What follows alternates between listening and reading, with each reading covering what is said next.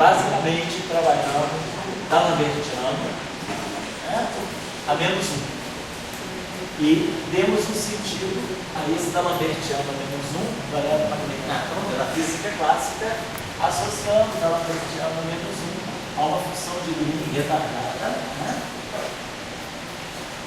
E essa função de Green retardada a gente pôde calcular explicitamente.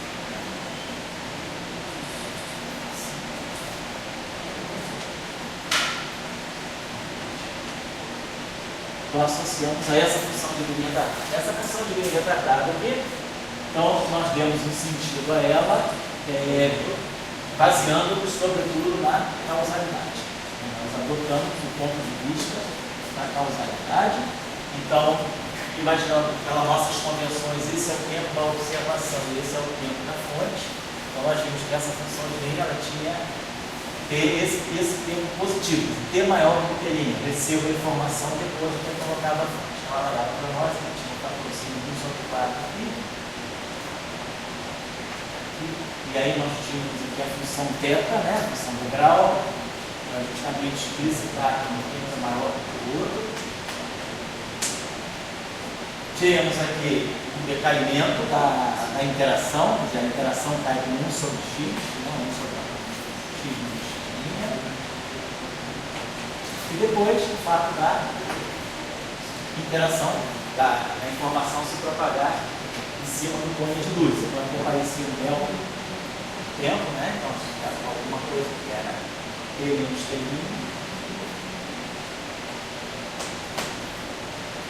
Menos.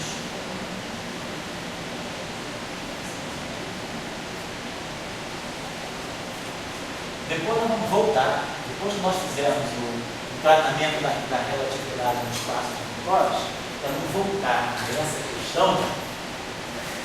Biscoito na tua boca está tão bonito. Parece, né? Não, brincando, não dá, faz até propaganda. Vai fazer isso, José. Se quiser depois tirar uma fotografia dela comendo biscoito para mandar lá da Piraquê ou da Imoré. Ali, ó. Jovem física se deleitando com os biscoitos agora na aula de eletro. E ela estava com o biscoito bonito na boca, assim, ela está sensual, poxa. Então, bom proveito integral esse? Não vai ser um intervalo no meio do pedacinho. Esqueci, de repente, a gente pode arranjar um patrocinador para os nossos cursos, né? Começar a tomar aqui suco da suco da Del Valle, né? Aquele suco de Viçosa lá, que é muito bom, da Del Valle, da Viçosa é o é lá do UFD, pessoal, suco de manga, deu uma delícia. Então começar já patrocinadores, né? Porque agora estamos com um biscoitinho assim, a marca. Tá certo, vamos lá. Então, a gente trabalhou. Oi? Hã? L'Oréal, né? Se fosse a L'Oréal, L'Oréal,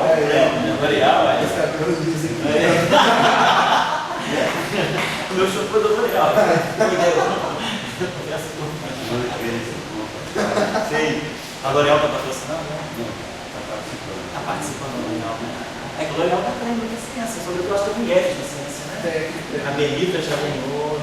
A Benita. Oi? Iniciava a aula com o Então a gente viu que a função de Green causal. mais público. Oi? Sobre o ganho mais público do que pela própria aula. Claro, Então a gente falou que quando a gente voltar, quando a gente fizer o espaço de Minkowski, fizer a relatividade e voltar à radiação, quando a gente for estudar a radiação de partículas aceleradas, né? Então a gente vai voltar a essa expressão aí, que ela é muito importante. Então esse aqui é o chamado potencial retardado, ou potencial de Lenardista. Potencial porque nós já sabemos que o papel da função de Green, ela sempre descreve, é como se fosse o potencial gerado por uma carga multiforme, né? Então, para aqui, então nós fizemos essa associação. Aí nós vimos na aula passada que eu deixei para vocês fazerem como exercício, né, a prescrição de esse cara aqui, a gente botava o polo para baixo e integrava por baixo para ganhar a função retardada. Fazendo tudo por cima, dava a função avançada que eu deixei como exercício. Depois tinha uma outra função de Green, né, associada ao D'Alembertiano, onde nós, né, deixa eu escrever aqui de novo, né, então nós estamos pegando essa situação da lambertiana nas coordenadas T e X, obviamente, G, né, de T menos T', X menos X', então aqui é a função delta, então delta de T menos T'. E aí eu deixei, né, para a gente discutir um pouquinho hoje, a outra possibilidade de mexer no polo. Então a gente viu isso aqui, a transformada de Fourier, fazendo desse objeto que é a função de Green, né, calculada, né, transformada de Fourier da função de Green, em termos de ômega e kappa, era para nós 1 sobre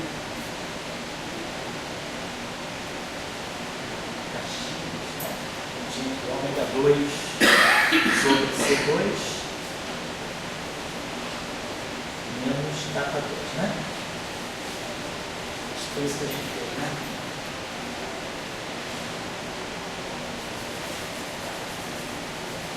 Isso, ômega 2 sobre C2 menos. Aí a gente fez, vamos colocar aqui a prescrição de mais e epsilon. Então, em vez de fazer aquela prescrição do K0, né? Botar mais K0 ou menos K0, mais e ômega, e epsilon ômega ou menos epsilon, que deslocava o polo para baixo e o outro polo, assim, ou o polo para baixo, né? Ou o outro polo subia, né? A gente vai, quer dizer, descia os dois polos e subia os dois polos. Nós fizemos o caso dos dois polos de baixo, que era a retardada. Eu falei, agora essa prescrição aqui é uma prescrição que desloca os dois polos diferentemente. Vamos ver um pouquinho, caminhar um pouquinho, por isso que a gente tem a interpretação. Então, essa interpretação aqui, essa função de Green, ela não vai ser interessante para a teoria clássica, para o eletromagnetismo clássico. Essa função de Green aqui, ela é bem interpretada na teoria quântica quando a gente fala de propagador. Mas vamos ver por que isso aparece. Então, lembrando-se sempre da importância do polo, né? Então, para nós, toda a física está justamente em cima do polo no espaço de Fourier. Então, para nós, a função de Green que nós vamos tratar um pouco agora, né? Esse G aqui, T menos T', X menos X', nós sabemos a transformada de Fourier dele. Então, acho que a gente aqui tinha até colocado, assim, acho que até um sinal menos, porque esse operador aqui é 1 sobre C2 dt2 menos kappa 2, né? Então, isso aqui ficava menos ômega 2 sobre C2 e esse aqui mais kappa 2. Então, tem um sinal menos. Aí eu transformo isso aqui em ômega 2 sobre C2 menos kappa 2. Então, nós fizemos isso aqui. Então, nós estamos fazendo, na verdade, essa integração para poder tirar a função de Green.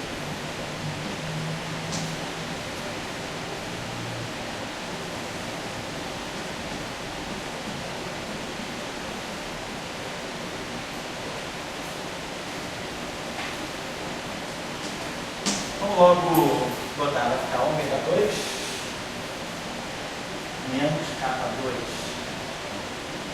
C2. Vou botar o C2 aqui em cima.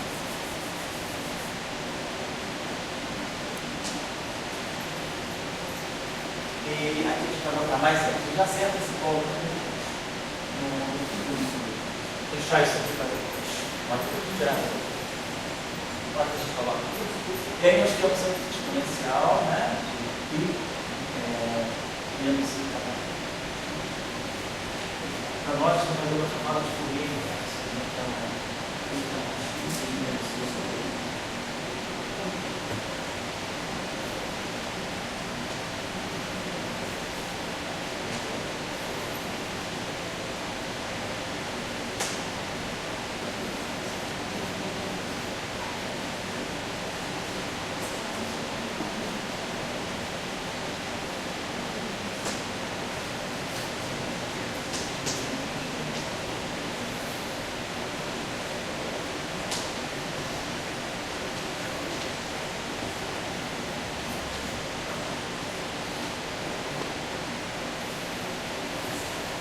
Então, era essa a expressão que a gente tinha que tentar. Dá uma olhadinha só na aula passada, só para ver se as expressões da exponencial do modelo fiel transformado de Fourier para nós.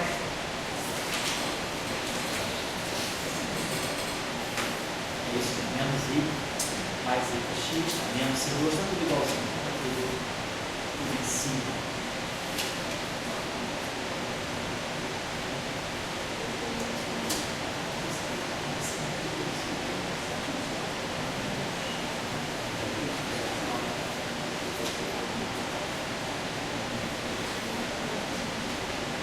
Tudo igual, beleza, eu vou enviar as conversões que a gente falou. Beleza, então, nosso problema, na aula passada, nós tínhamos colocar duas possíveis prescrições que a gente tem. Justamente, o problema da gente é que a gente tem o polo na região de integração. Vamos integrar em ômega, eu vou encontrar os polos em capa C e menos capa C. Então a gente criou a prescrição de deslocar o polo, enganar, desloca o polo e faz a integração e faz E contra D a zero. Então nós tínhamos três possíveis prescrições. Joga os dois polos para baixo, joga os dois polos para cima ou então faz essa prescrição. Vamos ver o que isso está dando para nós. Então isso aqui dá para nós ômega 2 igual a H2.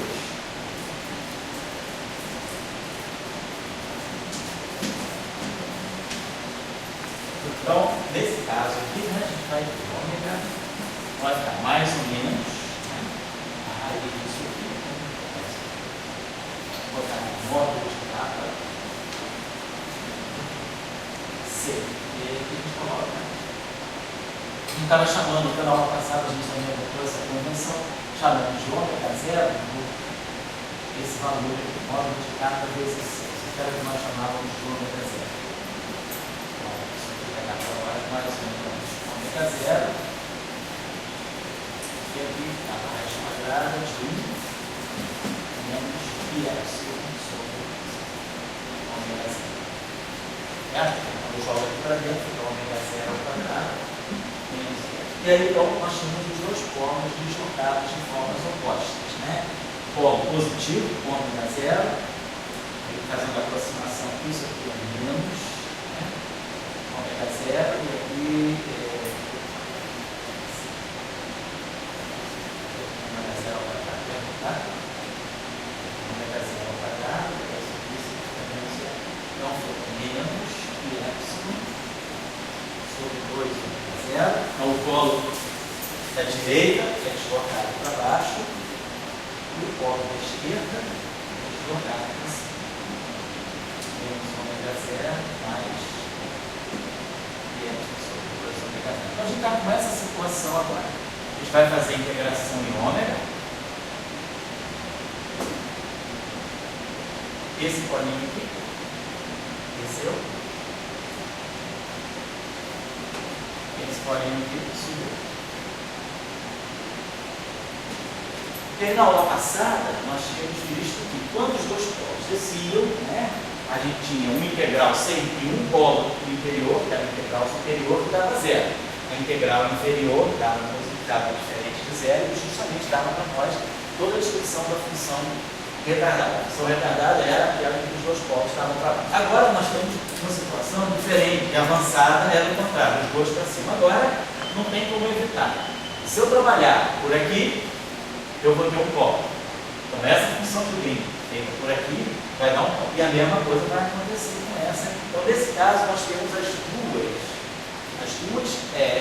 os dois contornos de integração vão dar origem à função de. Vamos ver o que vai sair daqui em relação ao caso que a gente chamou de caso clássico. Então, se nós vamos pegar primeiro o contorno inferior. Então vamos pegar o contorno inferior, né? Esse aqui.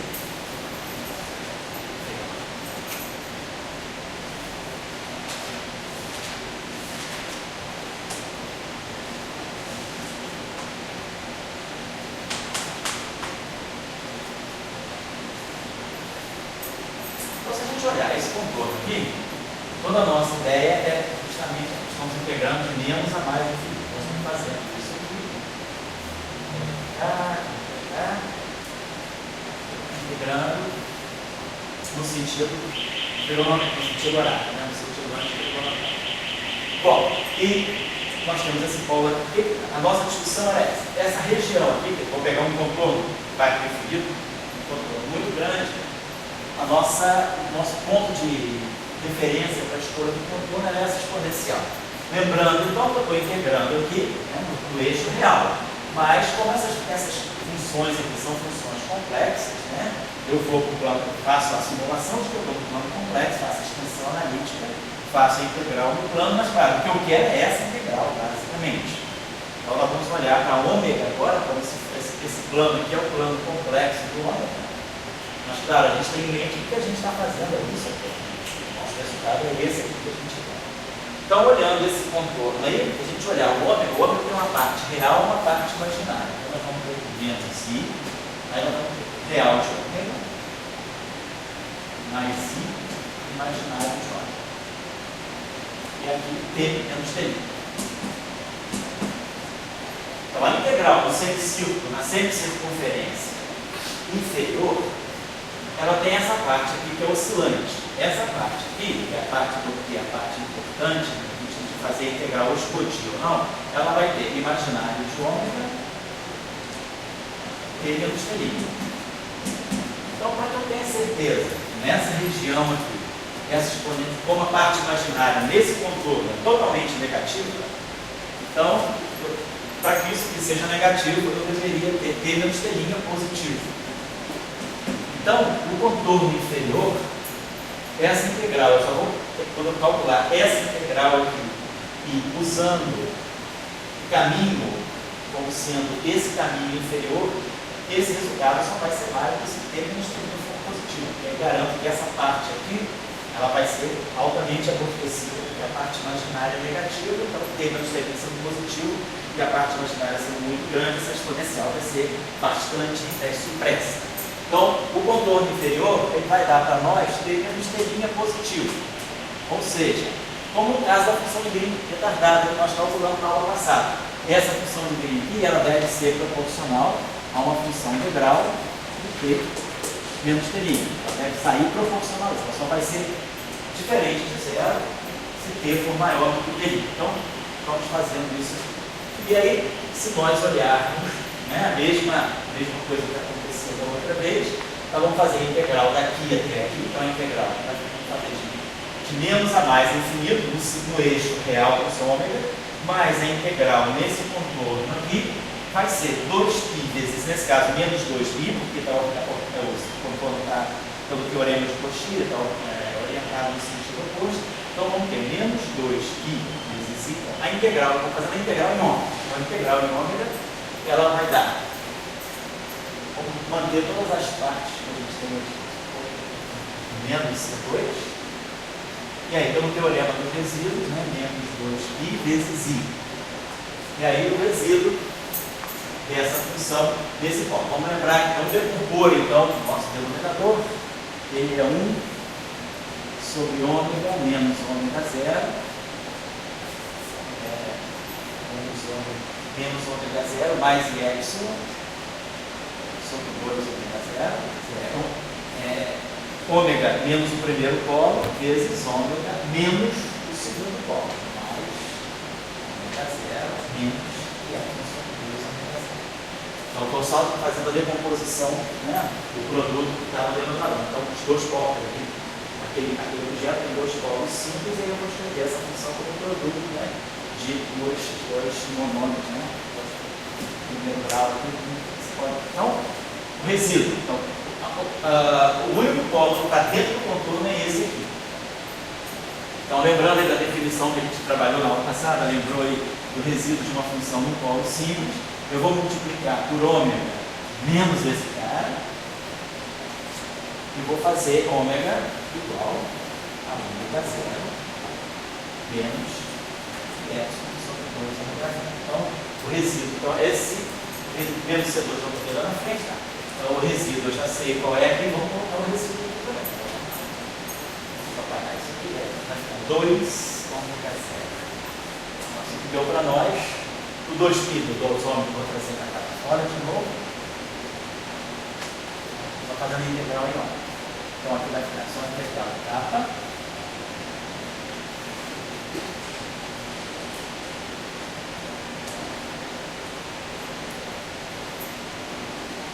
E aí, aqui nós tivemos 1 sobre basicamente vai dar 2 ômega zero, que depois o Epsilon vai tender a zero, e aí já não tem mais problema, já tem 2 ômega zero do que eu produzido aqui. Aqui a mesma coisa, exponencial, menos I, e vai dar ômega zero. Esse ômega zero já está, é o módulo de capa, né? Ele aqui, e aqui.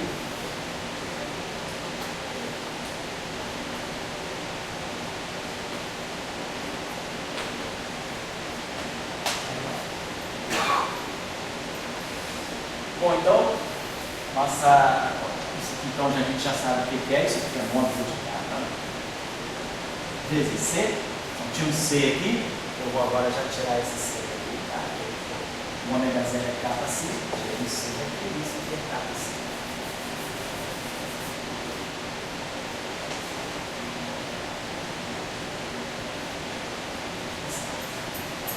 Então a gente agora já sabe, oi? O ômega zero é capa C. Aí tinha um C aqui, um C2 aqui.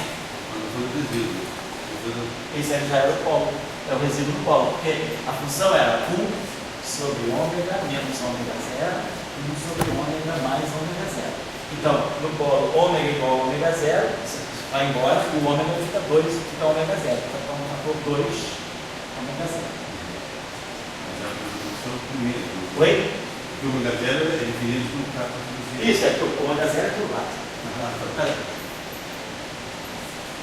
E aí aqui a gente já sabe, a gente já sabia como fazer isso aqui, nós vamos fazer essa integral aqui no espaço dos momentos, então a gente fez aqui a mesma coisa, colocava, aproveitando o máximo o resultado da aula passada que dava um K2 seno teta, d teta, d capa, d teta, fazendo em coordenadas polares, coordenadas esféricas, no espaço dos momentos. Então, o K2 que vai ser produzido aqui, ele cancela esse K para aqui.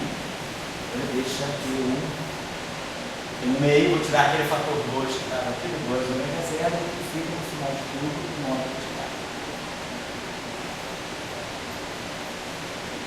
Certo? E aqui, vou apagar isso aqui. Vou botar aqui com 2 pi terceira, vou trazer aqui para fora também. Então ficou d capa.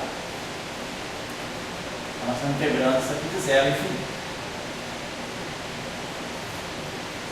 E seno de teta, d teta, estou usando agora, mesmo truque da aula passada, das coordenadas esféricas, em relação a essa, isso aqui é fixo para nós, a gente chamava isso aqui de um vetor psi, do espaço dos momentos fixo. Então, tá, seno de teta, d teta, o dφ não tem nenhuma dependência, então você quer ter integral de φ já produziu um 2π. Então já aparece um 2π aqui no numerador e vai matar esse 2π no denominador. Então, o 2π se cancelou, a integral em dφ cancelou o 2π que eu tinha no d ômega. Então, vamos já colocar aqui 2π a terceira, a gente tem que sobrar. E aí, lembrando que isso aqui ficou, então vamos colocar isso aqui para nós. E módulo de capa, módulo de psi, que é o x menos x', cosseno de capa. Então, isso aqui, seno de teta, d teta, isso aqui, esse objeto aqui, eu tinha esquecido do módulo de capa. Ficou esse módulo de capa. Então, ó, esse módulo de capa, cosseno, seno, então esse termo aqui, esse seno, ou exatamente no outro caso, esse módulo de capa e essa exponencial aqui, elas três estão se combinando para dar, integrando fácil para a gente trabalhar. Isso aqui está dando 1 sobre I, d de teta, e essa exponencial aqui.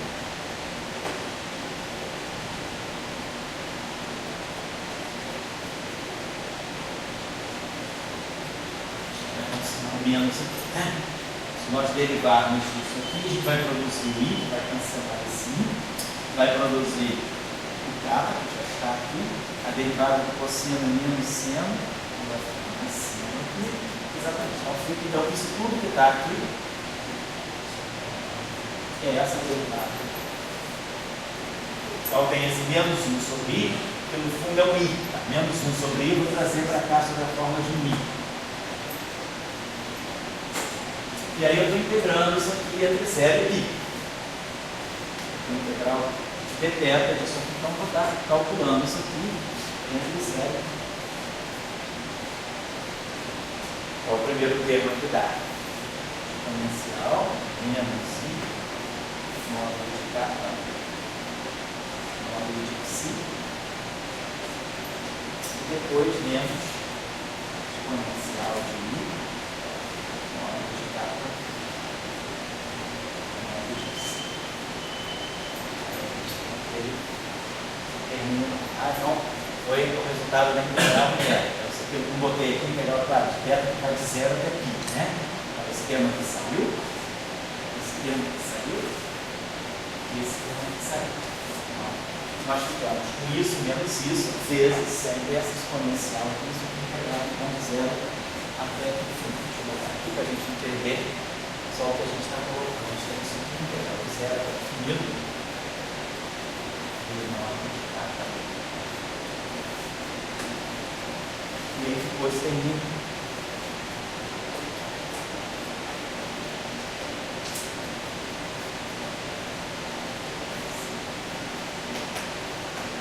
Beleza. Então acho que agora, e aí a gente tinha visto na aula passada e a gente está aqui com esse nome lá. Você quer podia fazer ele inclusive, né? Esse cara aqui, ele está pegando esses dois aqui, lembrando, ó, é a positivo. Isso então é só essa, eu vou deixar esse quadro, porque nós vamos precisar dessa parte depois. Então, nós estamos fazendo só esse pedaço aqui, e aí nós vemos que essa integral, então aqui, ela ficou diferente de zero. Então, ela deu para nós, eu posso aproveitar aqui. Então, isso aqui, vezes isso aqui, vamos fazer o seguinte. Esse termo junto com esse aqui, vamos lá, deixa eu apagar isso aqui. Vamos juntar essas exponenciais numa só. Vai ficar menos i, k, psi, e esse aqui vai ficar. Não, esse aqui vai ficar. C, né? Vai ficar psi mais c d menos t'. Esse aqui vai pegar um módulo de psi, depois a gente acerta. Mais c d menos t'. É isso? Né? E quando multiplicar essa por essa, vai somar, pegar esses expoentes, vai ficar menos i k fatorado. Módulo de psi mais c d menos t'.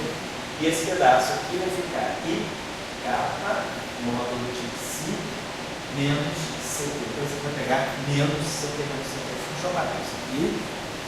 Vamos só acertar tudo agora. Esse 2π aqui saiu desse 2π aqui. Então, ficou 2π ao quadrado. Esse menos i precisa dar 1. Então, ficamos assim, menos c sobre a 4 ao quadrado, 8 ao quadrado.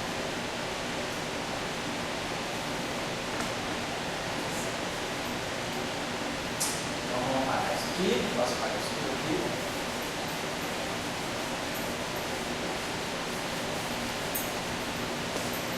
E aí nós ficamos assim.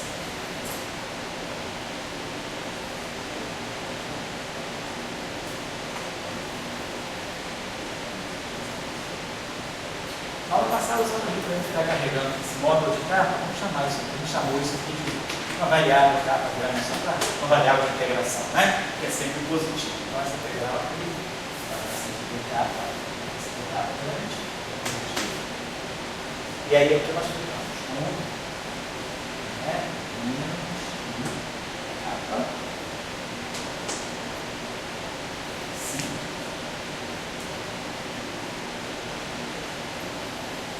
Mais C menos T. Depois a outra exponencial por menos I.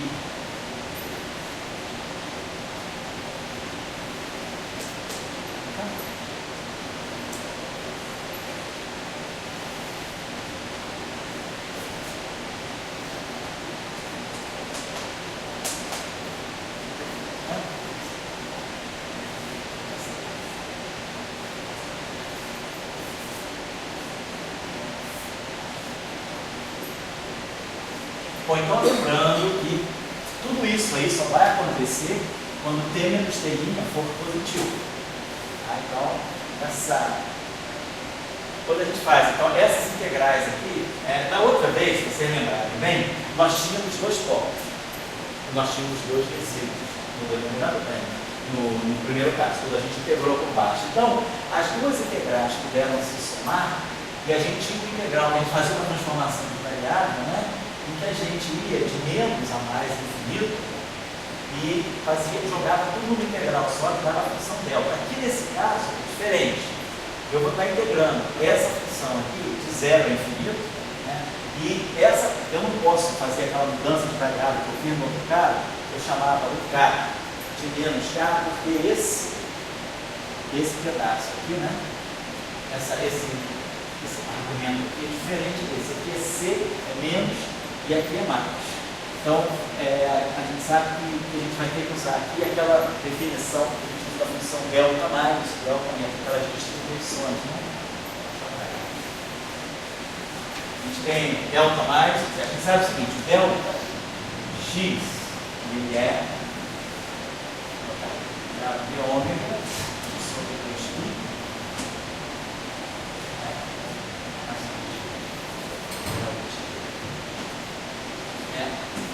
Aí o ômega, isso aqui é a função, tá bem? Isso é a função delta completa, ele quer de menos a mais infinito. Tá? Quando eu integro só de 0 a infinito, é o que eu tenho aqui que nós chamamos de delta mais. Menos infinito a 0, delta menos. Então está acontecendo aqui. Mas para a gente não é importante nem ir à frente, não precisamos ir à frente, porque o que é importante para nós é o seguinte, que esse resultado aqui, ele tem aqui um teta de T menos T'. Então, essa função de Green, esse polo deslocado dessa forma, ela tem dois resultados aceitáveis. Ela tem um resultado para T maior do que teria, que é aquela função de Green, que agora eu posso, depois eu dou para vocês, se alguém quiser referência, só para finalizar, só para colocar os deltas no lugar certo, pode pegar o livro do Google do Chico, para colocar a referência. Quem quiser dar uma olhadinha, e eu vou depois colocar para vocês também uma outra função de Green, de caso escalar, né? O Bogoliubov Chico, ele tem um apêndice, Fantasma Fields, que tem na nossa biblioteca. Eu não sei, deve estar na rede também, né?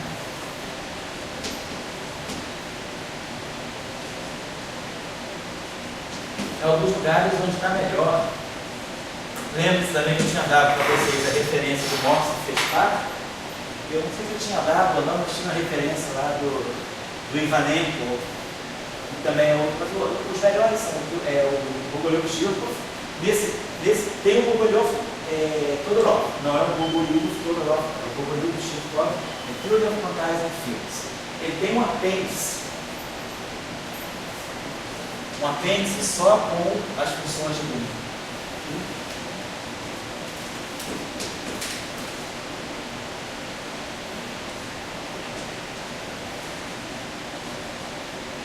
Tem um apêndice só, vale a pena dar uma olhadinha lá.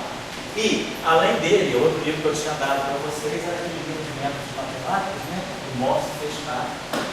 Que é um livro antigo, mas essas coisas aí são bem clássicas, estão bem feitas. Né? Acho que esse que eu sei que tem na biblioteca também. Esse aqui tem na biblioteca está comigo. Se alguém precisar, pode passar na minha sala, tá? Estou usando ele no curso de eletrodinâmica. Se alguém quer usar, eu faço referência a esse livro, é excelente. Então, por teoria clássica de campo, o capítulo 1 dele é todo só teoria clássica de campo, é excelente, muito bom. E depois ele faz a quantização dos campos, ele faz até estuda a QED, vem. E depois ele tem uns apêndices matemáticos muito bons. Não vale a pena consultar esse livro no workshop. Bom, então, é só pegar as funções. O que é importante para nós agora? Oi, quem estou? Isso aí é do tempo ainda. Eu sei, isso aí é tempo bom. Tempo bom aí.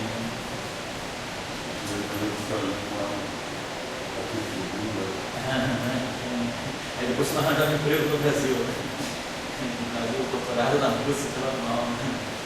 Então, conseguimos resolver o caso da função de green por partes. Depois, se a gente fizer, eu vou fazer o exercício, quem quiser fazer, aí eu vou fazer a mesma integração, só que por cima, e vai ser menor do que ali. Então, diferentemente dos dois casos que nós utilizamos antes, então, lembra, na aula passada, nós adotamos essa prescrição. Essa prescrição dava para nós exatamente a função de green retardada. Depois eu deixei, só para o cara fazer como exercício de aplicação, reprodução praticamente. Esse caso aqui, os dois polos subiam, dava a função de green avançada, que é não causal, a gente simplesmente descarta. E aí eu deixei para a gente falar hoje desse caso aqui, em que um polo desce, o outro polo sobe. Então, eu tenho tanto essa função de green, quanto essa função de green. Então, ela vai valer tanto para T menos T' positivo, quanto para T menos T' negativo. E aí, essa função de green, que é a que a gente chama de função de green causal, com essa prescrição aqui, ela é o propagador.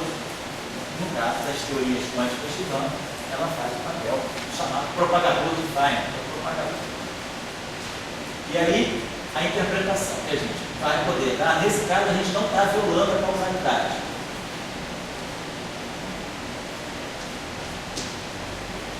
Então, na teoria quântica de campos, essa função de green aqui, apesar dela ter um ramo que contribui para T menos T' positivo, e o outro ramo que contribui para T menos T' negativo, ela é interpretada a partir dos campos quânticos por processos probabilísticos de criação e destruição de partículas. Então, isso significa o seguinte: no caso dessa função de green está valendo para T menos T' positivo, isso significa, claro, que esse tempo é maior do que esse. Então, a interpretação dessa função de green, ela vai estar representando a amplitude de probabilidade para que uma partícula associada ao campo que eu estou considerando, nesse caso, o campo φ, que satisfaz a essa equação, nesse caso, nós estamos considerando esse problema aqui, a lambertiana de φ igual a delta. Então, nós temos um campo φ. Na teoria quântica, esse campo φ, ele vai ter uma interpretação de partícula, ele vai ser um campo associado ao qual eu tenho partículas que podem ser criadas ou destruídas, aniquiladas. Então, os processos de criação e destruição estão descritos nessa função de green. Nesse caso aqui, a interpretação aqui, um quanto associado a uma partícula daquele campo, ele pode ser criado em um instante de tempo terrível e ele se propaga e ele é aniquilado num instante de tempo posterior. Então, primeiro, a partícula criada, ela se propaga e ela é aniquilada. Ou, nesse caso aqui, esse tempo agora é menor do que esse. Então, isso significa que T' menos T é maior do que zero. Então, significa que a partícula ela vai ser criada num instante de tempo T e vai ser aniquilada num instante de tempo posterior T'. Então, ela é criada e ela é aniquilada. Então, eu não perdi a causalidade. Não é que eu criei a partícula, que eu aniquilei a partícula antes de ter criado. Então, nesse caso, a função de green é chamada causal, porque em um momento ela desrespeita a causalidade. No caso da função de green clássica, quando a gente tinha os dois polos aqui em cima, e isso dava a função de green avançada, esse caso aqui era um caso flagrante de violação de causalidade. O campo era produzido em uma certa posição, em um certo instante de tempo, antes mesmo da carga que gera aquele campo ter sido colocado. Então, era nesse sentido que a função de green avançada era descartada. Nesse caso, essa função de green ela permanece e na teoria quântica ela vai ter um significado especial. É isso que vai fazer o papel dos propagadores dos graus de Feynman. Então, é só para lembrar a vocês que essas prescrições de enganar o contorno de integração, mexendo com os polos que estão ao longo do contorno, elas têm uma interpretação física. As funções de green, elas são objetos que não têm sentido como função. Elas são distribuições, são funções delta, são objetos que têm uma estrutura de divergência, mas elas têm um significado. Então, o papel desses infinitos, o papel dos polos é justamente aonde está a física. Se não houvesse esse polo aqui, se essa função aqui fosse completamente regular, ela não tivesse polo nenhum, essa integral aqui para tempos assimptóticos, ela seria nula. Para ter muito maior do que B', essa integral seria nula. Então, não teria nem campo produzido. Então, eu quero chamar a atenção para vocês para o fato de que os polos das funções de Green têm um significado muito especial. É justamente no infinito que a gente vai conseguir testar a interpretação de partícula e a interpretação de que uma carga gera um campo, certo? Esse é a ideia que vocês amadurecem. Um outro lugar muito bom para vocês verem um pouco sobre essas funções de Green, além do nosso espaço e além do Gogol-Shirko, é o livro do professor Marucci, é o livro de, acho que é Clássico Eletromagnético, Clássico, eu vou pegar lá nessa Clássico Electromagnetic Fields.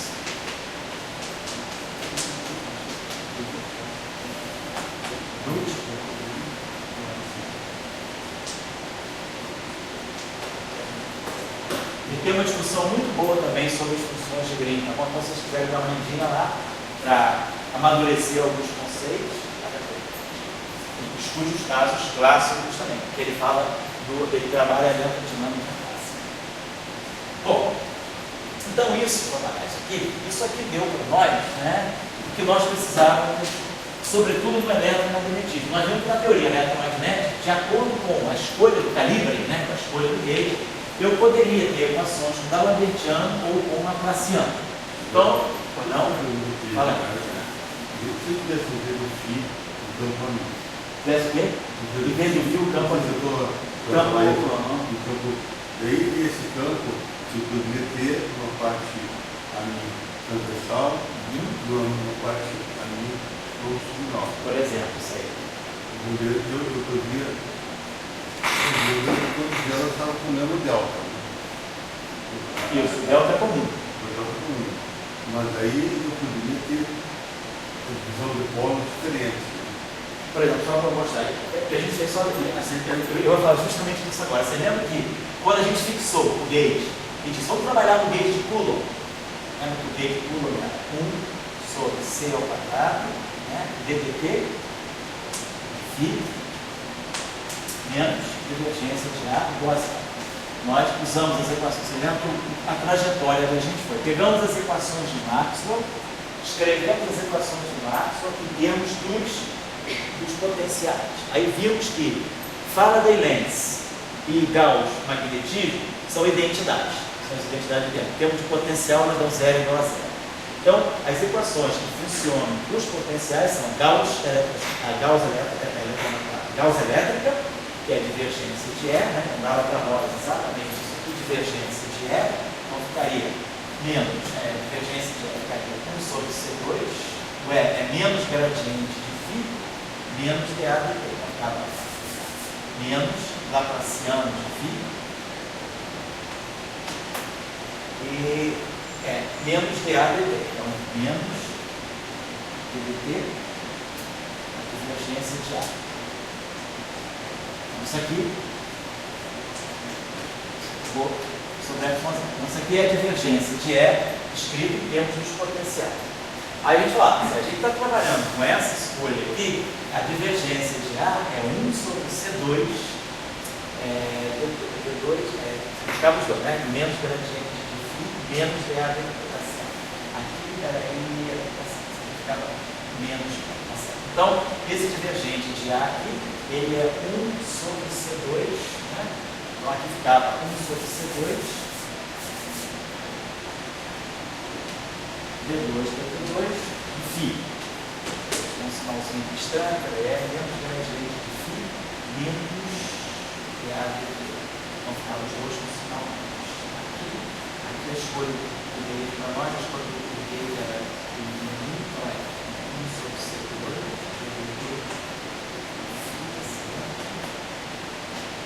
mais a divergência menos a divergência de A igual a zero. Tá certo, é isso mesmo. O gauge é essa mesmo. Você tem um gauge covariante. Então a divergência do A é 1 sobre C2. Certo? Então, ele tem um sinal. A gente está querendo produzir um sinal positivo aqui.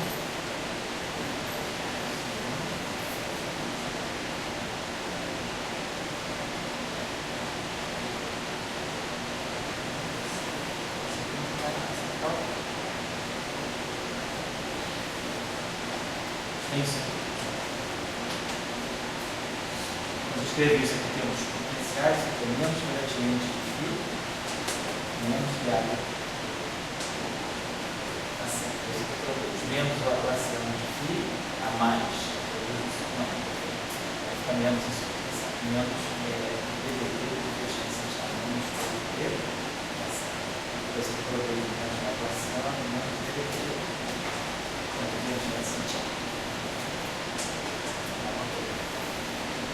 E aí, pela nossa fixação de meios aqui, nós fixou o meio dessa forma. A gente faz aqui, botar aqui de forma componente, que não estou acostumado a usar. Então, você quer dizer 0 a 0, φ, isso é mais DI, eu estava errado. A escolha do gate, que é o chamado, a gente já falou assim, gate Lorentz, ou gate covariante. Gate covariante de Lorentz.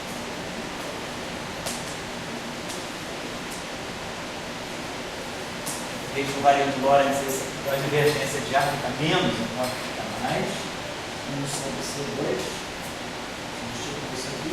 Eu ganho uma equação só para φ.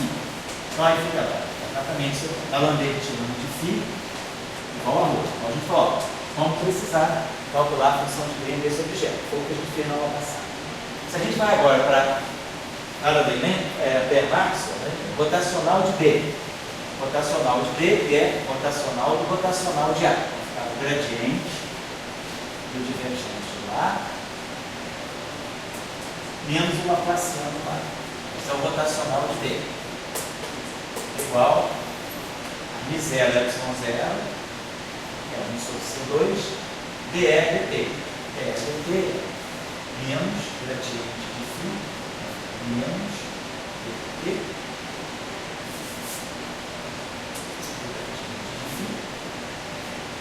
menos dAdt, menos d2 dt2. Aí pelo gauge aqui, a divergência de A é igual a menos isso aqui, né? Porque a gente já é menos 1 sobre C2.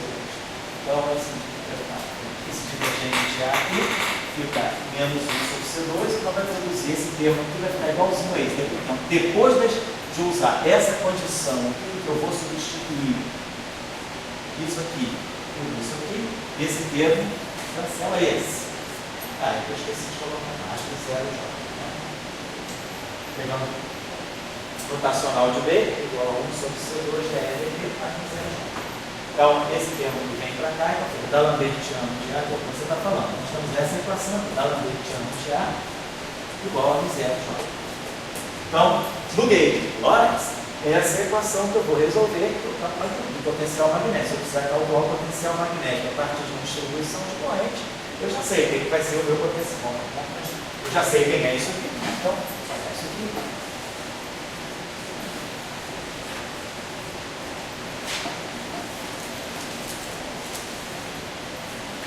Então, as duas equações que nós temos são essas aqui. Então, se eu conheço a distribuição de cálculos, agora eu sei quem é φ. Então, φ é D'Alembertiano menos 1, atuando com ρ sobre S. Agora eu sei quem é D'Alembertiano menos 1. Então, eu sei que o meu potencial φ, né, no instante t, na posição x, vai ser o inverso da D'Alembertiano, ou seja, é a função de Green retardada. E aí a gente sabe que ela depende de dois argumentos. E aí a gente tem y e x menos x. Então, significa o que é isso? Eu vou estar fazendo a integral em T', vou estar fazendo a integral em x'. Tá? A função de Green. Quem é a função de Green? É 1 sobre 4π. Tem o epsilon 0 lá. 1 sobre 4π epsilon 0. Então, esse epsilon 0 sai daqui. Né? Mas eu sei isso aqui. Isso aqui é 1 sobre 4π, 1 sobre 9 de x menos x' é delta de t menos t' menos x menos x sobre c. Claro? Isso aqui vai ser 1 sobre. Está aqui a parte colombiana do potencial. Aqui, delta t menos t'. menos x sobre c. Então, isso é a função de Green. Então, esse 1 sobre 4π vezes isso, chega. Dá no vertical menos 1. Isso tudo aqui é atuando no rho de L'. Então, é claro que se ρ for a função delta, se a carga for multiforme, o ρ é uma função delta em x, cancela a integral e vai dar um potencial tipo colombiano. Aquele potencial que a gente chama de potencial retardado de uma carga que está, por exemplo, em movimento uniforme. Quando a gente for fazer na relatividade campo da carga em movimento, a gente vai ver que a gente pode tirar por aqui ou pode tirar pelas transformações de Lorentz. Mas essa expressão está aqui. Então, essa expressão aqui significa exatamente aquilo. Significa essa expressão aqui, φ de px. O que significa inverter um operador diferencial?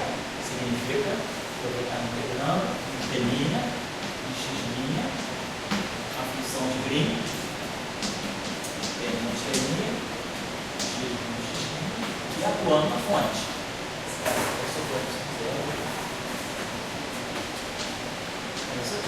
Só que agora, na aula passada, a gente calculou isso aqui. Isso aqui é justamente 1 sobre 4π, 1 sobre 9 de x de x' e delta. Eu coloquei isso aqui. É a expressão. E aí agora, o que você perguntou? Isso agora tem o ar. Vou colocar o ar. Não estou distinguindo parte transversa e parte longitudinal. Tem o potencial vetor. Eu tenho que resolver essa equação. Eu já sei. Resolvi, porque eu já sei quem é da longitudinal. Eu sei que o ar vai ser a longitudinal a menos 1 de 0 de ar. Então vai ser a mesma coisa. Só colocar aqui meu ar. Potencial está aqui. X. Então vou colocar isso aqui. Vai ser a mesma coisa. Só que aqui é aqui é o J, é M0J, e aqui é o G. Então a gente vai ter M0 sobre 4π.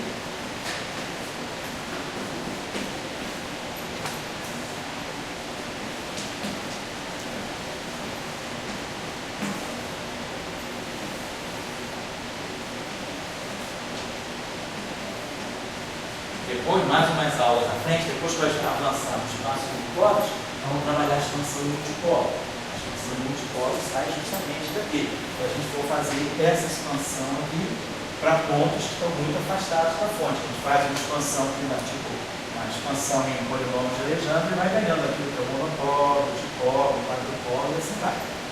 Mas está aqui esse pedaço, aqui o delta, que é o que está dando a propagação, né? Corrente vai estar nesse instante, nesse tempo, e ela vai se propagar para gerar um campo do meio de G. Isso aqui é a parte propagatória, a parte dinâmica da interação.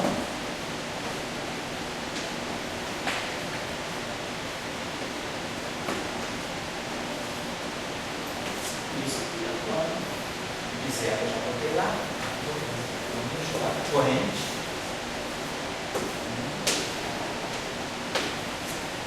Então, olha, vamos colocar assim. Se você agora quiser tirar a parte transversa e a parte longitudinal, é só aplicar os operadores aí. Você já tem a expressão. Então, se você quiser tirar quem é a parte transversa lá, nós vamos aplicar aqui o operador. Que nós sabemos. Quem são os operadores? Nós também já estudamos isso aqui no curso. Quem são os operadores transverso e longitudinal no espaço euclidiano tridimensional.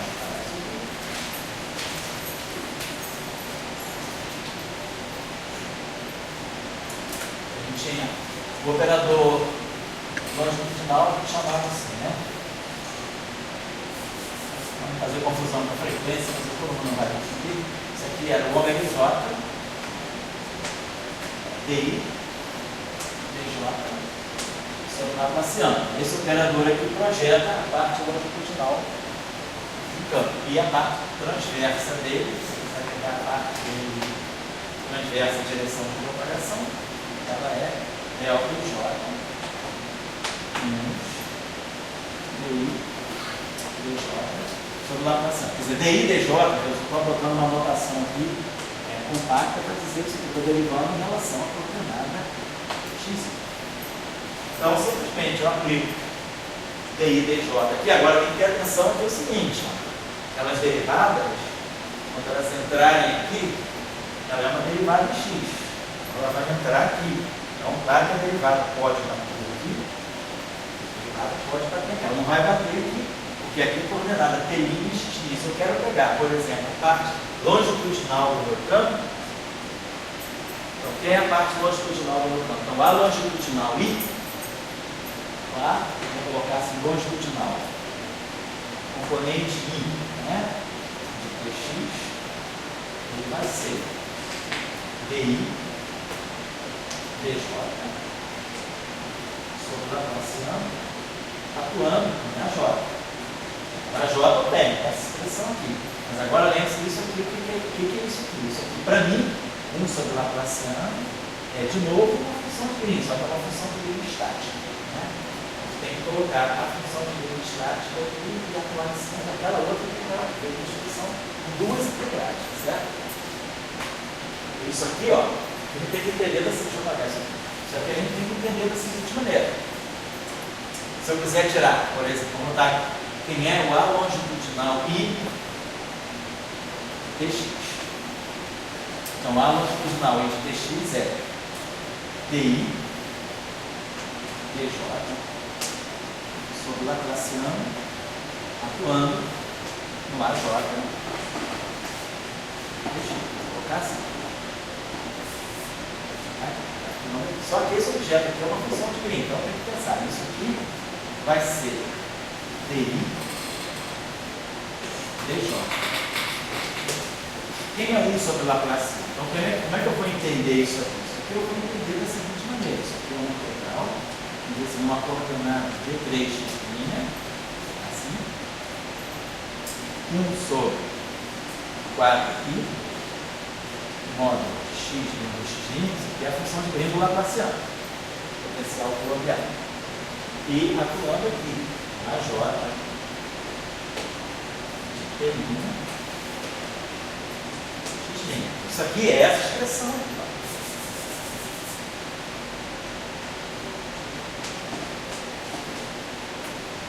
O operador longitudinal atuando aqui.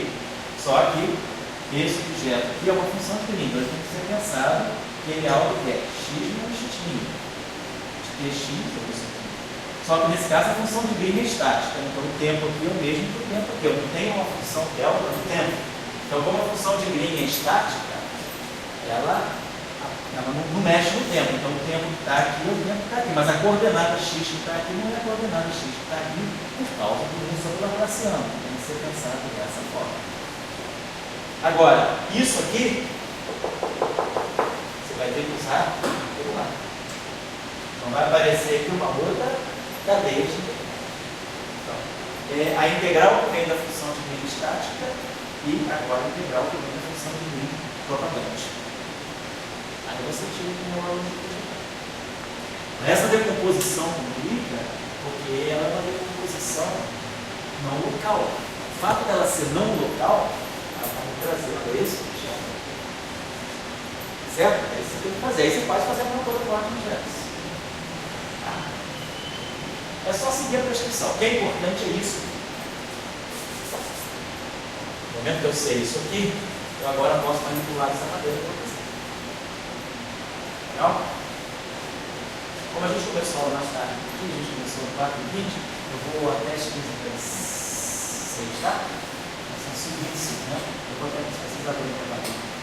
Só para a gente não perder o fio da meada. Eu vou fazer um exercício agora, que eu tinha deixado separado, que era para mexer um pouco mais com essas funções que não ficar uma coisa muito casadinha, só um lambertiano e Laplaciano. A gente tem mais destreza. Vou dar um exercício mais misturado, mas a gente vai ver o seguinte: sempre nós vamos reduzir o nosso problema ou a função de Green do Laplaciano, vamos reduzir o nosso problema a essa função de Green, estou falando de 4 dimensões, né?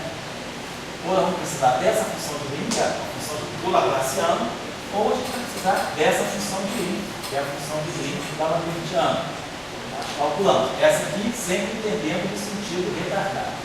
Essa aqui não precisa se preocupar porque ela é estática. Claro, se nós formos para outras dimensões, as funções de Green vão mudar. Eu vou dar depois vou dar os exemplos para vocês da função de Green em 3 dimensões, mudando um pouco a forma, né? a as distribuições. A função de green em 4 dimensões ela é bastante simples. Ela é realmente só a função delta. Nos outros casos ela pode ser mais complicada. Vou mostrar aqui. Vocês colocar massa, por exemplo. Se o fóton tem massa. Acho que vou olhar para toda a expressão. Então, vamos trabalhar agora, por exemplo, eu já deixava encaminhado na aula passada. Eu acho que você copiou. Era esse aqui. Tá. Não mais para baixo. Na aula passada eu tinha colocado essa situação. Suponhamos que eu tenho um conjunto de 2 campos. Um campo escalar e um campo vetorial. Então, nós temos 2 campos. Pessoal, só uma coisinha só. Depois eu mando um e-mail no fim de semana, mas pelo nosso cronograma, desde o início, né? Dia 17, quando eu tenho que estar fora, eu tinha que deixar a avaliação para vocês fazer ali na sala, mesmo que seja em sociedade, não tem problema. Eu vou fazer o seguinte, como eu fiz da outra vez, de manhã, na quarta-feira, eu vou viajar cedo, eu passo o PDF para vocês já podem vir para cá sabendo o que vos espera, tá bom? E aí vocês se dividem aqui para trabalhar as questões que eu vou colocar, tá bom? Tentem fazer o seguinte, só para a gente ter uma ideia, né? Da outra vez, das outras vezes, nunca ninguém acaba no tempo. Tentem ver se vocês conseguem acabar dentro das 4 horas. Se não conseguir, leva o trabalho para casa e me traga quando a gente for se reencontrar na outra semana. Semana que vem é dia 17, no dia 24, a gente traga no exercício de volta. Não podem trabalhar. Então, é importante a avaliação, mais do que avaliação, é autoavaliação. É vocês se encararem com as dúvidas de vocês. Perceberem o que vocês entenderam, o que vocês conseguem operar, onde estão as dificuldades operacionais, né? Então, outra vez a gente fez isso, eu deixei a avaliação e aí o pessoal levou uns 10 dias trabalhando e depois que entregou, mas eles fizeram uma vasculha boa, assim, conseguiram perceber todas as dúvidas que havia, quer dizer, então foi um processo de aprendizado, tá certo? E aí, claro, toda vez uma coisa, depois a gente faz a avaliação oral, o trabalho, mas aquilo é só para contabilizar, para vocês podem fazer material de consumo. O tamanho não é avaliação, é autoavaliação. Eu induzo os exercícios para vocês, a partir daqueles exercícios, perceberem onde está a dúvida conceitual e onde está a dúvida operacional. Certo? Então, dia 17, tá? Tá no cronograma, mas eu vou mandar no fim de semana o nome do cronograma. Com música ou sem música? Saber mandar uma peça de teatro aí, né? Para variar um pouquinho. Vocês também podem mandar uma música, se descobrirem algum cantor bom, pode ser sertanejo também. Hoje uma moça de São Paulo veio fazer engenharia química aqui no Rio. Aí ela estava falando, ela agora a caloura da UFRJ, ela estava falando, puxa, vocês aqui não gostam de música sertaneja, né? Ela estava sentindo falta da música sertaneja. Lá em São Paulo o pessoal gosta, né? Mas não, aqui no Rio o pessoal gosta de rock, gosta de pagode também, né? Assim, samba, né? Samba de partido, sei lá, essas coisas. Se você for na Lapa, na sexta-feira, você vai entender o que o pessoal quer. Porque realmente não vai sertanejo lá na Lapa, não, vai? Assim, não chega de sertanejo, não, né? Porque eu viajo muito por aí afora, essas universidades todas tem muito show sertanejo. No sul, então, tem muito. Tem sempre Bruna Marrone, tem, sei lá, Jane, não sei o que mais, Jean Carlos e Felipe, tem sempre uma dupla. Aqui no Rio não tem, né? Não é pra RJ. E ela notou isso, eu já nunca percebi isso. Ela falou, pô, não tem um cantor sertanejo. Então é isso aí, vale música sertaneja também, tá bom? Para variar um pouco. Lembrando que na época deles, né, muitos deles usam até no sertanejo. Vamos lá, então, o exercício que eu tinha deixado para a gente trabalhar um pouquinho era o seguinte: suponhamos que eu tenho um campo escalar e um campo vetorial. O problema não tem compromisso com a relatividade, não é um problema relativista, mas é um problema que a gente está. Eu tenho esses 2 campos interagindo, né, através dessa equação, desse sistema de equações.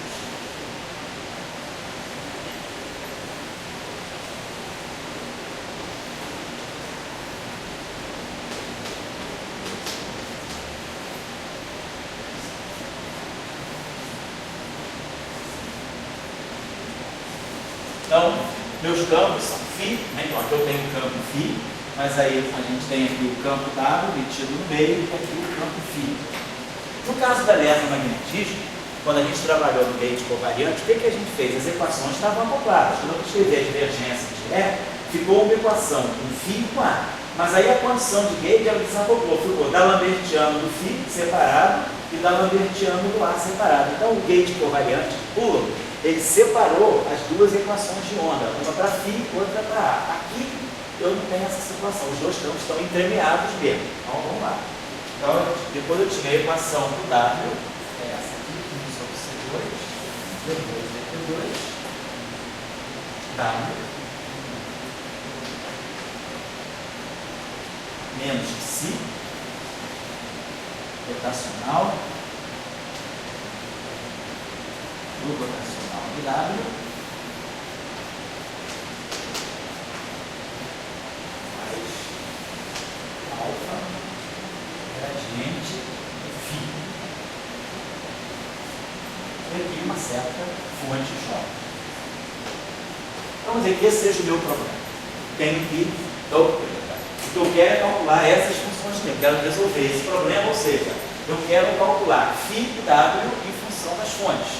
Esse é o problema da função de Green. Claro que o problema da função de Green é depois colocar as fontes multiformes, os deltas, né? Então vamos encaminhar. Primeiro vamos reduzir o problema à forma de um tradicional problema de funções de Green. E depois vamos executar. Observe também que esse sistema é não relativista, no sentido de que é uma condição que é necessária, mas não é suficiente. É que as derivadas sejam todas de mesma ordem. Para uma teoria ser relativista, é necessário que as derivadas sejam todas de mesma ordem, mas não é suficiente. Mas nesse caso a gente já furou essa condição, porque, por exemplo, a primeira equação ela tem uma derivada só, espacial, e duas derivadas temporais. A segunda equação ela tem duas derivadas temporais, duas derivadas espaciais no φ, W, mas uma derivada espacial no φ, gradiente. Então essa equação ela quebrou o balanço, esse equilíbrio, né, entre as órbitas das derivadas temporais e espaciais. Esse problema, frontalmente, é um problema que não deve ser relativista, porque ele quebrou essa isotropia entre tempo e espaço. Mas nada impede que eu possa resolver, né? Então vamos lá. A função de Green que nós calculamos do D'Alembertiano é relativista. É 1 sobre C2, D2, DT2, com duas derivadas temporais, menos Laplaciano. Então vamos ver como é que a gente pode encaminhar o problema. E o problema está totalmente acoplado. O φ, o W está na equação do φ e o φ na equação do W. Nós temos que dar um jeito de ver como é que a gente pode reduzir esse problema a uma coisa só. Então vamos pensar da seguinte maneira. O φ e o W, eles estão entrelaçados, estão acoplados nas duas equações. Então vamos tratar esse campo como único. Vamos imaginar que a gente pudesse criar um dublete, né, algo desse tipo. Vamos criar um objeto que eu vou chamar de φ maiúsculo, que vai ter a seguinte estrutura. Ele vai ser φ e as três componentes da WI.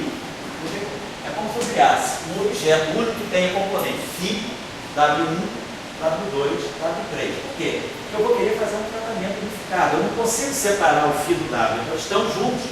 Então eu vou trabalhar, eu vou criar um problema que tenha de 4 dimensões, no sentido dos campos, 4 componentes de campo.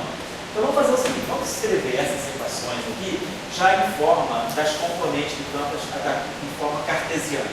Então aqui eu sei, isso aqui é DI, WI. DI é derivada em relação à coordenada x. Então eu posso escrever essa equação da seguinte maneira. Isso aqui é DI, WI. Essa equação aqui é uma equação vetorial. Vamos botar aqui. Isso aqui é a componente I. Rotacional do rotacional é o gradiente da divergência menos o Laplaciano. Então, se eu passar isso aqui para a componente I, eu vou ter menos que si, o menos na água 12. Vai ficar mais que si Laplaciano. Deixa eu apagar isso aqui. Vai ficar, então, mais si Laplaciano atuando na componente WI. E depois eu tenho menos que si aqui. Mas aqui, a componente I dessa equação é menos que si DDI, derivada em relação a xi, da divergência de W, que é WJ, WJ. Então esse termo aqui vai ficar menos si DI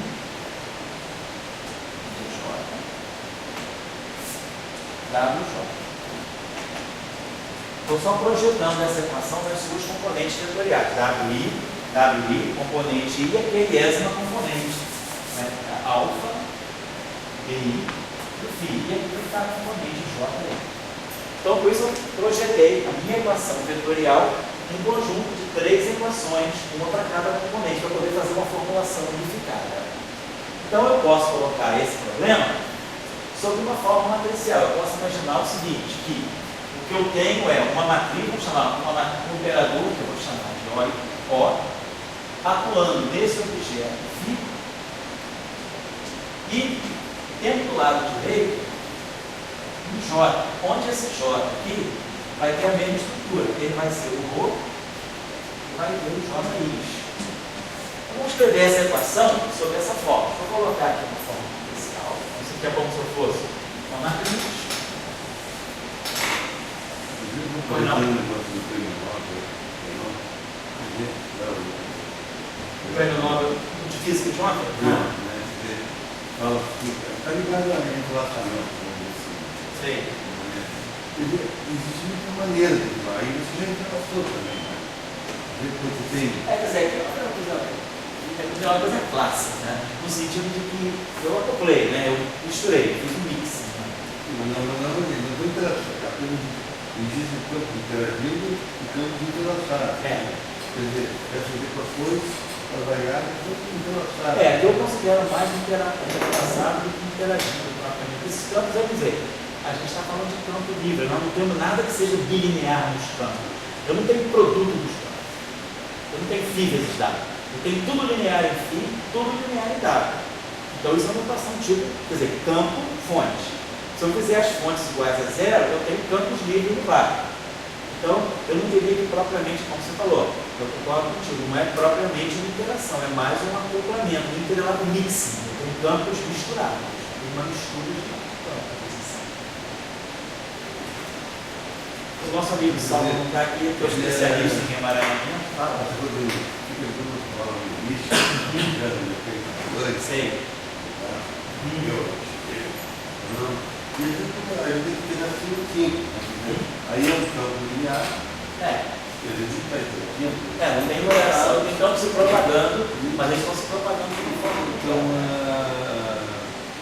eu vejo assim, no meio dessa probabilidade de segredo, eu vejo muita pergunta seguinte: existe uma física sistêmica, uma física de rede? Será que só tem rede de computador, mas na hora do universo ele não atua em rede? Tudo que você nos mostra, assim, não é nada para rede. A interação do elétrico, fóton, etc., não tem nada, uma interação não. O conceito de network, natureza não é muito. Eu acho que agora é uma questão de área. A nossa área, né, quer dizer, claro, eu estou dando esse curso eletromagnetismo com uma visão, vamos dizer, de uma certa maneira, preconceituosa da minha área, que é uma área mais reducionista. Apesar de que a gente aqui fala de coisas que são coletivistas, tipo fenômenos de matéria condensada. Quando a gente fala do grafeno, quando a gente fala do isolante topológico, quando a gente fala do supercondutor, na verdade você não está falando mais de uma coisa reducionista, você está falando de um sistema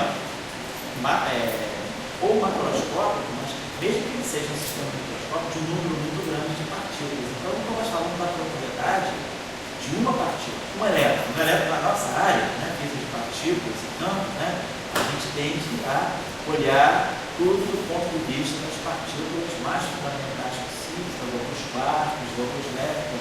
Mas, por exemplo, na matéria condensada, quando você fala de uma excitação, você fala de um plasma, ou quando você fala de um magnon, de um spino, quando você fala de um rolo, dessas chamadas quase partículas da matéria condensada, né, o que você está falando é uma excitação que o teu sistema apresenta como um todo, mas aquela excitação ela tem um comportamento que a gente chama de ela tem uma identidade, a gente chama de quase partícula, mas aquilo não é uma partícula isolada. Por exemplo, o plasma ou o polar. Polar não tem polar, então claro, não é um zoológico aí de excitações aí, de quase partícula na matéria condensada. Quando você fala do polar, por exemplo, O elétron está lá no material, mas agora aquele elétron está interagindo com uma rede cristalina com muitos outros elétrons de condução, e essa rede cristalina, você jogou energia nela, ela está vibrando. Esse elétron agora, ele se liga aos fônons da rede e ele perde a identidade dele. O elétron deixa de ser elétron, o fônon deixa de ser fônon, e cria-se um estado coletivo que tem vida própria, que se propaga uma relação de dispersão bem definida, que você interpreta como um estado coletivo do teu sistema, mas que esse estado coletivo ele é determinado pelo, não é mais o elétron que está dando, aquele estado tem uma carga negativa, mas aquele estado não é mais o elétron, é um elétron, ele revestido por um conglomerado de fônons, isso cria esse objeto que você chama de corpo. Então, na matéria condensada, eu diria, a gente tem uma visão, vamos dizer assim, coletiva, tem uma visão não reducionista, do todo, sistêmica, como você está querendo dizer. Eu diria que é uma questão diária. A gente, na nossa área, é muito reducionista. Eu acho que tudo que você fala aqui, depois, mais ou menos, Sim. Eu ficava bem a pergunta, eu já tirei. As coisas foram interagindo na natureza, as coisas foram lançadas. Daí você me diga o que é tratamento. Eu não estou querendo perguntar eu li grande e estou dando explicação. Está no sistema clássico. Eu estou vendo as equações clássicas. Essas equações eu pergunto, tem variáveis, duas variáveis. Φ e ômega. Matematicamente, eles estão interagindo e todo mundo lançado. Você não pode, não, uma coisa linear. Não tem sentido interativo. Está interação. Então você tem tudo lançado. Então você não passou ali, faz o senhor pode morto, né? Uma situação sem relacionamento. E o que significa o relacionamento fisicamente? E o fisicamente é esse primeiro ponto. Será que o relacionamento não significa porque a natureza, você tem que em rede? Em rede, não está na questão em rede, quer dizer, toda a física que a gente aprende, ela não é para a natureza ter esse comportamento em rede, é uma natureza inteligente. Vamos chegar lá, duas palavras, eu acho que vamos lá. Eu acho que esse nome tem mais confusão. Mas existe uma coisa que eu acho, que é o tratamento. Então, para mim, fazer tratamento, será que é tratamento mais assim, e não um sinal que a natureza atua em rede, em vez de estar matando a cheia? Então, depois a gente vai ver que aí o que é uma cadeia de campos gerando, vamos ver já já. Então, vamos colocar o problema agora, um parênteses matemático, né? Infelizmente, tem que botar uma matriz ali e tal. Vamos colocar, vamos reduzir esse problema. O que eu preciso resolver? Eu preciso resolver, na verdade, φ e W em função das fontes. Eu preciso, dado rho, será que eu só gero o campo φ ou eu gero o campo W? Dado J, eu gero φ, eu gero W, porque a gente está olhando aqui, está claramente ρ é um campo, φ é um campo escalar. Então ele tem uma fonte escalar que gera. W é um campo vetorial, ele tem uma fonte vetorial que gera. Mas a pergunta é, será que essa fonte vetorial, ela também não gera um campo escalar? E será que essa carga escalar, essa fonte escalar, ela também não gera um campo vetorial? Porque, como você falou, os campos estão entrelaçados.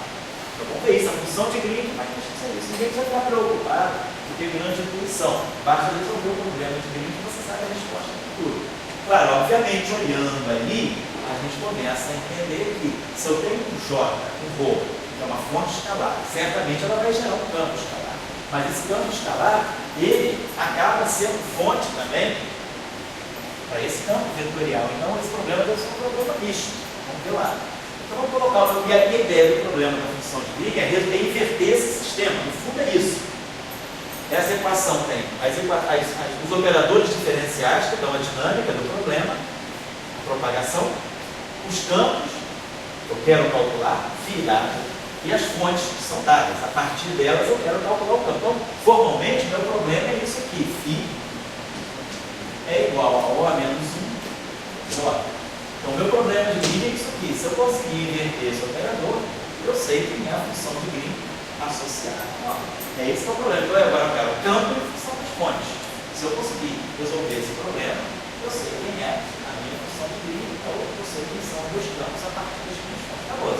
E aí a gente quer ver que, realmente, quem conhece o D'Alembert e o Laplaciano, a gente vai ver o resto que tem aí é só jogo de derivada. Não tem nada mais profundo. Então, vamos colocar o problema na forma que eu quero colocar. Uma matriz com elementos diferenciais atuando no campo. Claro, vamos pensar que eu posso ir para o espaço de Fourier. Eu não tenho medo das derivadas. As derivadas, pensa que derivada temporal é ômega e derivada espacial é k. E se eu quiser olhar esse problema no espaço de Fourier, esse problema vai ficar menos ômega 2. Se eu for para o espaço de Fourier, vai ficar menos ômega 2 sobre C2 fitil.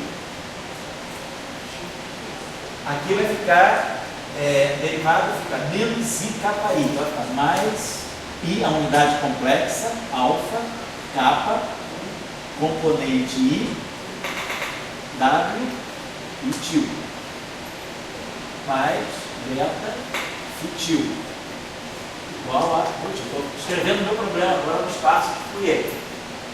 Aqui, menos ômega 2 sobre C2,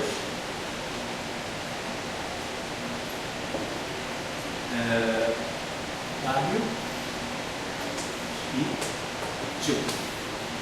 Aqui vai ficar menos kappa 2, vai ficar menos Si kappa 2 W e til. Aí aqui vai ficar menos I kappa I, menos I kappa J. Menos I dá menos 1, vai ficar mais. Então, mais que Si kappa I kappa J J til. Igual a mais, aqui menos I alfa, aí vai sair o kappa I daqui, kappa I sai da derivada, fitil igual a J transformado em Fourier. E nós estamos fazendo isso, né? DDT é atuando em menos I ômega T, produz menos I ômega. E a derivada espacial é E elevado a IKX, né? É IKX menos ômega T. Então, perfeito. Então, isso aqui fica I kappa I. Porque eu estou pegando isso. I kappa X menos ômega T. Então, a derivada temporal fica menos ômega, a derivada espacial, o gradiente fica I kappa. Então, aqui eu tenho que trocar o sinal, que aqui ficou mais I, fica menos I.